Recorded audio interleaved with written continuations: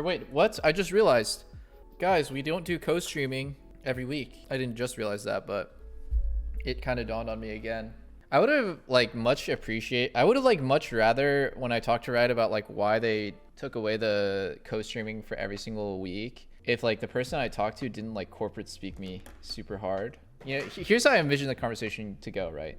Hey, this is a update call. I just wanted to let you know that we're taking away co-streaming for every single week. You'll still be able to do lock-in tournament, super weeks, and playoffs, but we're taking away for the regular season because we don't want to split the viewership and we just don't like you guys co-streaming every single weekend of LCS. I would have said, okay, obviously it's not good news. I'm not going to be happy like, oh, thank fucking God, but it may be some rationale behind it, right? Like it looks better, the optics look better, or they get to control the narrative of the regular split better. When I talked to them about it, it just felt like they were trying to make me believe that it was a good thing for me. Like that was super weird. I'm not like very easily bullshitted on stuff like that. It was just really strange. You guys, I don't know how to explain exactly how the call felt, but it seriously felt like they were trying to tell me all of the bright sides of like why I can't co-stream, or why nobody can co-stream the regular season anymore. It's insulting actually. That's exactly the right. It felt insulting because it's like,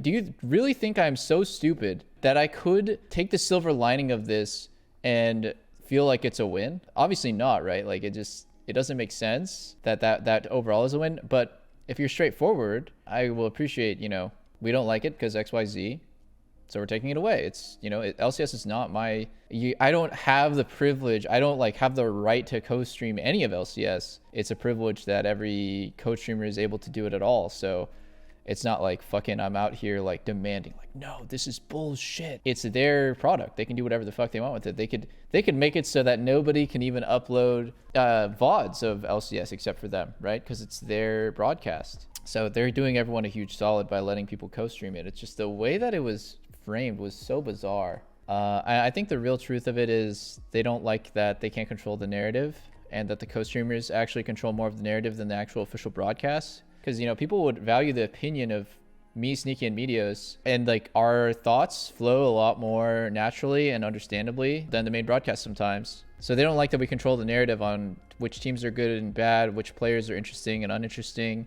which players are good and bad.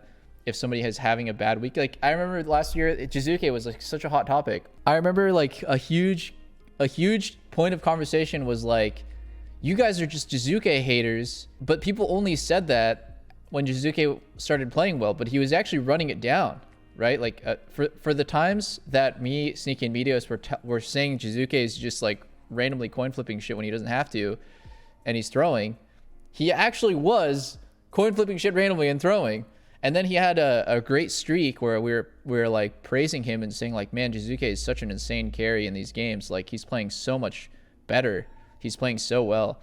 And then people would go back and be like, you guys are just haters before. Do you regret saying all those mean things about Jizuke? It's like, bro, like we are not going to be able to predict the fucking future. Like we can only talk about the games as they're happening right now. So I think people didn't like pro players and fans alike didn't like that we were like controlling the narrative and that we had a big slice of co-streaming pie.